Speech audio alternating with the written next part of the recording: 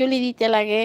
এই জন্য ছুটি মারবো না পূজায়, আমি আরও 2 দিন ছুটি মারবো, আরও 2 দিন, 2 দিন ছুটি মারবো। আমাদের এখানে দশমী খুব ফাটাফাটি। আমি দুর্গা পূজায় ঘুরতে যাই নাই তো, আমার হাতের কবজি টবজি সব ফুলে গেছে, দেখো, দেখছো দেখছো দেখছো দেখছো, খুব ব্যথা, নার্ভের ব্যথা, নার্ভের।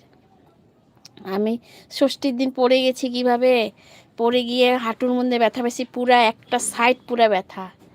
আমি এই জন্য বলছি 2-4 দিন লাইভ করব না, পূজা অঞ্জলি দিতে লাগে। পূজার ঘরে আমাদের 3 দিন বাটা দেওয়া হয়, যে ওই 3 দিন বাটা ওইখানটায় দিতে হয়।